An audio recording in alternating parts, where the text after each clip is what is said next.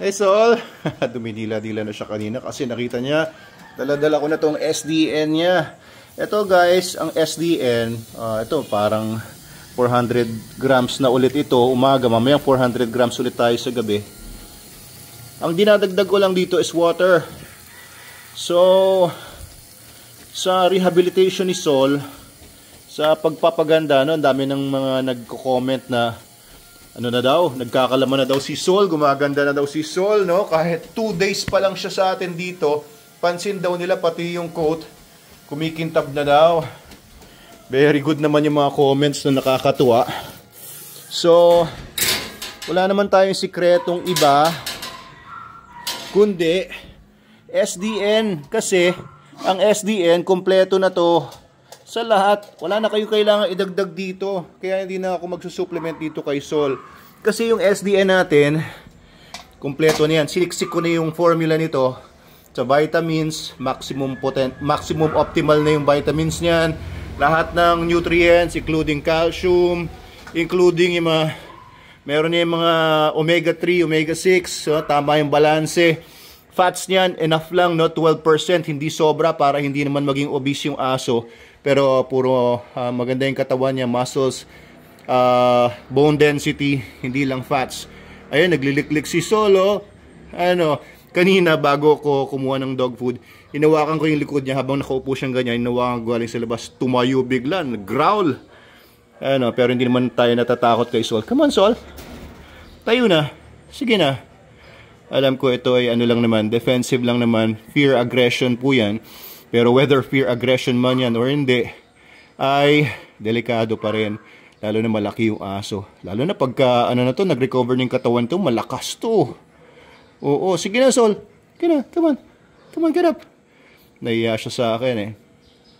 Oo, sige na Sol. Sige, ang gagawin ko, lalayo ako dito. Tapos, hihipuin ko yung likod niya para tumayo siya. Tapos kakain yan. Okay, close muna natin to para hindi ka maistorbo, Sol. Sige na, Sol, tayo na. Sige na, naiya ka pa eh. Sige na. Oh, nag-growl, oh. Nag-growl. Tayo na. Ayun. Ayun, very good boy. Yun ang very good boy. Ay, very good pala talaga si Sol ko. Kain lang ha, para bawi agad. Oo, para yung mga followers mo ay mas lalong matuwa sa transformation mo. Ay, kita niyo yung katawan, no? Kakalaman-laman na nga, no, guys? Hindi na kagaya ng unang dumating siya. Kita talaga yung ribs niya doon sa may bandang likod, lalo na. Ayan, medyo halata pa rin naman yung ribs niya, di ba? So, thin pa rin naman yan. Pati lalo na masama kapag ka, ayun, no, yung ano niya, yung pelvic bone, yung bone niya sa hips, at saka, ayan, yung bone niya sa hips, at saka yung spine niya, no, protruded. Tapos walang laman gaano yung hita niya. Pagka walang gaanong laman yung hita niya, magpo-protrude din yung mga buto doon sa likod, oh. So kulang na kulang sa musculature na tong asong to. Pero kapag nag-recover ito sa SDN, grabe, ang pogi nito. So 10 months old pa lang siya supposedly, no. And maliit pa yung pututoy niya. Tingnan yung pututoy niya, maliit pa, oh. Oh, baby pututoy. Tapos yung balls niya, ayan, hindi pa fully developed to. Baby balls. Buntot niya, cropped yan. Ibig sabihin, pinuputol pagka baby pa lang sila. Yung tenga niya, late ito na crop. Ay, yung tail pala, duck pala ang tawag doon. Ducked. Pero itong tenga, dapat clean-up ito mga 4 months old pa lang para hindi masakit. Kasi pagka ganito, 10 months na, tapos ngayon lang na-crop, ano na yan? Matigas na yung cartilage niyan. Masakit na yan. Kaya siguro isa yan sa mga traumatic experience niya ngayon, na ear crop siya nang matanda na siya, o 10 months na. That's too late. Pagka ganon, huwag mo na ear crop. Total, hindi naman siya ginagamit talaga sa ano. Kaya in-ear crop, guys, yung mga tenga ng mga aso, historically kasi, yung mga ganitong mga dogs, for example, aaway, lalo na sa mga wild animals, kagaya ng mga bears, mga wolves, mga guardians, itong mga ito eh. Para hindi sila matalo dahil sa sakit ng tenga, pag nakagat sila ng wolf sa tenga, tinatanggal na lang yung tenga pag bata pa lang para walang chance na sila ay masaktan sa tenga ng mga kalaban kapag malaki na sila. Pero kapag pet dog lang naman, aesthetics na lang. Kumbaga, pampapogi na lang yung pag-ear crop. Yun ang preference ng marami. Kagaya ginawa ko rin kay Ragnar. May mga dogs kasi pagka floppy yung tenga nila, mukha silang engot eh. Kaya preferred ng marami na mag-ear crop. Pero wag naman gantong katanda na. Dapat mag-ear crop ka nga mga 4 months old pa lang. Wag na aabot ng kalahating taon. Ayan. Anyway, andyan na. After siguro mga 1 month, magpo-fully heal na rin yung tenga niya. Kailangan din tanggalin ko rin yung sutures na yan, yung mga tahi. Kasi pag hindi tinanggal, hindi yan mawawala dyan. Gawa ng hindi absorbable yan. Ano, hindi na kaya ni Sol yung ganyang karami? Sige, nag-overfeed naman tayo sa kanya ngayon.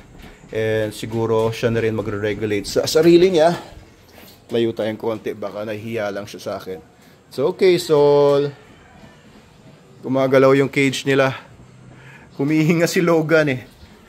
Ano Logan? Sino ba nagkulong sa'yo dyan? Ha? Labas ka muna. Wala namang tao ngayon. Okay. Sige. Ayan, palapitin natin siya kay Sol. Oh, ayaw na ni Sol. Hindi na naubos ni Sol yung kanyang SDN. So, pagka ganyan guys, huwag kayong ma-alarma, no? Kasi yung mga iba, pagka hindi inubos ng aso nila yung meals nila, ay na-alarma na sila. Pero usually mga dogs, parang tao din na normal, yung mga normal lang naman na tao, no? Ay meron ding satiety complex yan. Kapag kabusog na, humihinto sa pagkain. Kasama yun sa ating mga gifts na para hindi tayo mag-overfeed. So ito, okay naman, no? Kumain naman siya ng konti, pero ayaw na niya. Pagka ganito, lalo na binasa na natin, alisin nyo na guys. Kasi after 2 hours, excuse me, after 2 hours, ay mapapanis na ito. So pakainin na natin na maaga na rin si Logan ngayon. So, siguro mga ano pa rin to, mga 300 grams pa rin ito. Ano Logan? Ikaw na kumain ito. Yan, kasi pagka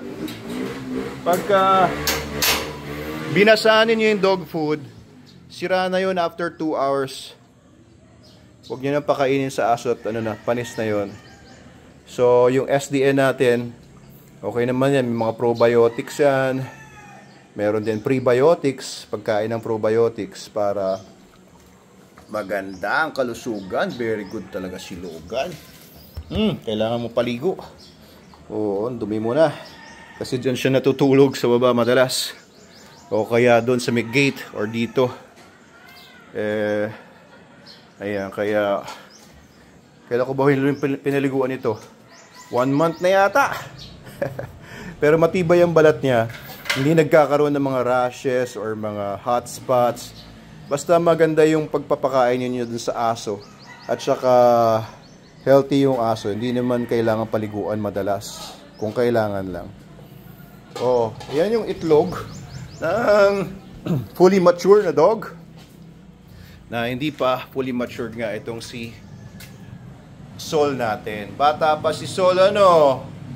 Okay, so yun lang muna ang video ko ngayong umaga. I'll keep you updated. Kaya kung di pa kayo naka-follow, makikita nyo yung development nitong si Sol sa SDN natin. At upload ako as much as I could. Kasi weekend ngayon, kaya nakapag-upload ako kahapon ng medyo 3 uploads yata o 4. And today baka mamaya, ngayon at saka mamaya, makadalawa tayo at least. So yun lang, happy Sunday. Kapula pa rin mata ko. 1 week yan, bloodshot. Okay. Dito ako sa loob, sumisilip-silip si Sol doon sa dog dish. Parang nang hinayang siya na pinakain ko kay Logan. Nung umalis ako, baka nahiya nga lang. Ano Sol? O ikaw, so tinuturuan ko rin siya. Okay na yun, okay yun. So naitatanim natin sa isip niya na pag hindi niya inubos yung food niya, ay mawawalan siya ng food. Kasi pag nakababad lagi yung food guys, ay magiging picky eater yung dog ninyo.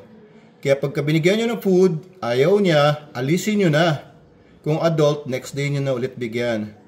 Or kung kailan na siya ulit kakain. Huwag nyo bababaran ng food. Kasi matatanim sa isip ng aso niya, lagi naman may food eh. Take for granted niya. Yan, para hindi maging picky eater ang aso ninyo, kunin nyo kaagad after 5 or 10 minutes, kagaya nun.